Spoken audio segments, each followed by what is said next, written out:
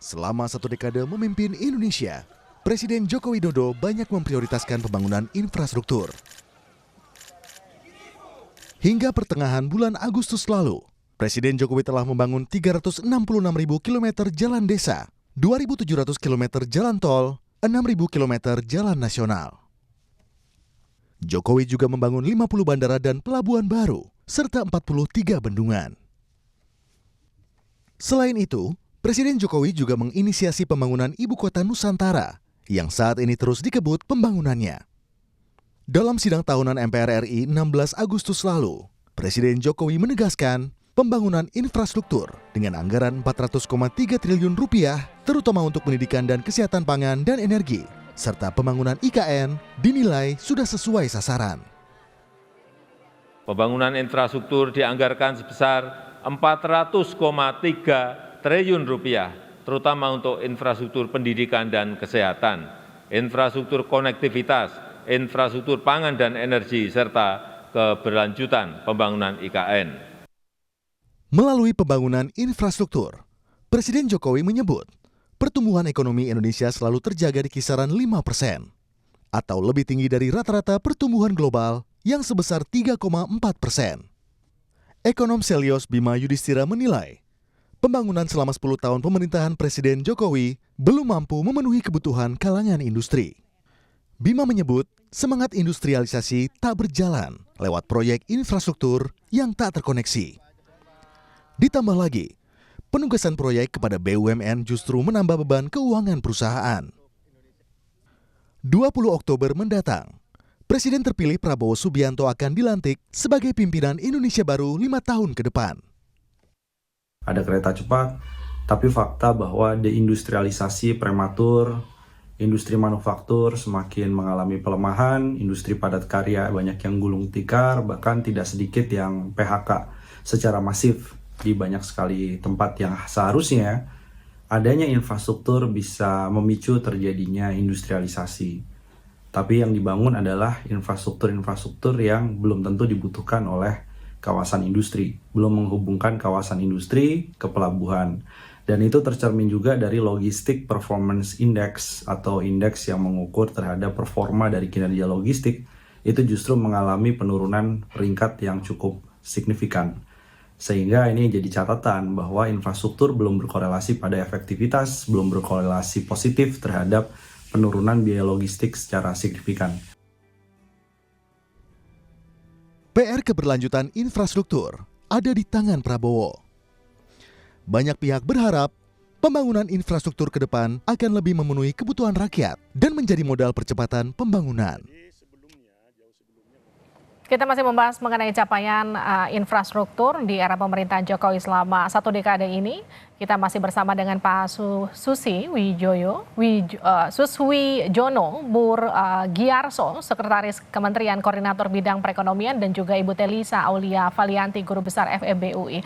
Bu Telisa, tadi pertanyaan saya soal bagaimana kemudian nanti keberlanjutannya dan juga apa yang kemudian harus dilanjutkan pemerintahan baru yang terpilih nanti dan akan dilantik pada 20 Oktober, khususnya untuk wilayah-wilayah di 3T. Ya, jadi kalau kita lihat ini kan Pak Presiden Jokowi ini adalah nawacita, nanti Pak Prabowo adalah astacita. Kalau kita lihat dari nawacita itu memang Pak Jokowi kan membangun dari pinggiran ya, itu pasti daerah 3T menjadi prioritas beliau. Nah, untuk di astacita sendiri itu disebutkan pengembangan infrastruktur dan agromaritim melalui koperasi. Jadi artinya ada kata-kata infrastruktur juga di dalam astacitanya. Jadi dilihat bahwa pemerintahan akan datang memang akan terus melanjutkan. Nah, untuk di daerah 3T sendiri itu kan sebetulnya permasalahan terkait dengan logistik ya, dan memenuhi akses masyarakat biasanya terhadap kebutuhan transportasi dan juga biasanya kebutuhan masyarakat sehari-hari pangan. Jadi ada beberapa daerah kita di wilayah terpencil dan terluar itu yang sulit untuk diakses melalui jalan darat, misalkan harus melalui jalan laut ataupun udara. Nah, kebutuhan-kebutuhan logistik masyarakat itu dipasok ya di era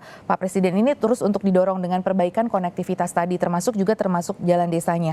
Nah, itu kan kebutuhan masyarakat bisa terpenuhi dengan baik, harga-harga juga. Kalau kita lihat kan salah satu prestasi juga adalah kestabilan harga ya di era Pak Jokowi ini, stabilitas harga relatif bisa tercapai gitu untuk volatile food dan lain sebagainya. Nah, masyarakat di daerah terluar itu sangat membutuhkan akses untuk kemudahan mereka memenuhi kebutuhannya dan pada harga yang terjangkau. Jadi kita lihat berbagai daerah dulu belum pernah ya dalam sejarah itu sistem harga BBM aja contoh contohnya itu satu harga. Nah ini kan bisa dicapai harga BBM satu harga. Nah itu jadi, nah di era yang akan datang itu PR-nya sebetulnya adalah memanfaatkan infrastruktur ini tadi. Kalau ada pendapat ekonom yang menyatakan belum terkoneksi dan sebagainya, tentu memang nggak ada yang sempurna dan semua butuh proses. Jadi artinya bahwa kebutuhan-kebutuhan industri itu apa, dengan adanya logistik yang makin baik, industri kan juga akan makin baik. Nah itu harus dilanjutkan karena sejalan dengan Astacita kan hilirisasi industri. Nah nanti infrastruktur yang sudah ada itu bagaimana dimanfaatkan untuk mendukung proses industrialisasi ini, seperti itu. Kalau saya melihat perlunya seperti itu. Saya ke Pak Susi. Pak Susi, kan selama ini kita hanya mendengar dengan istilah biasa pembangunan infrastruktur itu Jawa sentris, hanya terpusat di Jawa. Tapi di era Pak Jokowi kemudian menjadi Indonesia sentris.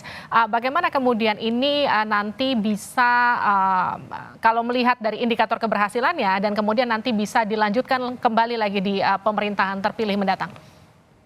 Ya, terima kasih Mbak Livi. Jadi kalau kita melihat dari peta dari berbagai proyek infrastruktur kita, baik PSN maupun kawasan-kawasan pengembangan ekonomi, khususnya KEK atau kawasan ekonomi khusus, dari awal memang desainnya ini untuk ekonomi inklusif. Artinya memang akan meratakan semua sumber-sumber pertumbuhan ekonomi terutama di luar Jawa. Saat ini dari 22 KEK yang beroperasi juga 15 ada di luar Jawa. Demikian juga dengan beberapa daerah 3T tadi yang di awal disebutkan Mbak Livi, pembangunan 15 PLBN itu betul-betul didorong untuk juga menjadi sumber pertumbuhan ekonomi baru di kawasan-kawasan perbatasan. Nah, mengenai keberlanjutan proyek, saya kira tadi di dalam pidato Pak Presiden sudah disampaikan untuk tahun depan pun itu di postur APBN kita 2025 itu pemerintah masih mengalokasikan sangat besar 400,3 triliun dengan fokus ke beberapa layanan dasar ke masyarakat tadi, mulai pendidikan, kesehatan, kemudian masalah ketahanan pangan dan energi. Jadi saya kira kita tetap ke depan infrastruktur itu menjadi hal yang paling penting untuk mendorong pertumbuhan ekonomi kita. Saya kira tadi Bu Telisa sudah menyampaikan juga, terutama share-nya ke PDB kita. Dari satu contoh sektor konstruksi saja, itu share ke PDB-nya sudah 10% sendiri. Di luar itu juga sektor konstruksi kita dalam beberapa tahun terakhir di semester 1 2020 ini growth-nya masih 7,5%, jadi sangat tinggi sekali. Kemudian kalau kita lihat juga multiplier efeknya. Dari satu sektor konstruksi saja, itu linkage-nya ke sektor yang lain itu juga sangat tinggi sekali. Karena itu pemerintah yakin dengan kita tetap melanjutkan pembangunan infrastruktur ke depan, bukan hanya mendorong pertumbuhan ekonomi yang kita terus jaga di level di atas 5%, bahkan kita akan mengarahkan seperti yang disampaikan di Bapak Presiden terpilih, kita akan mengarah ke 8%. Nah, namun demikian beberapa hal yang tadi jadi catatan teman-teman, misalkan apakah sekarang sudah bisa menghubungkan sehingga bisa mendorong industri manufaktur.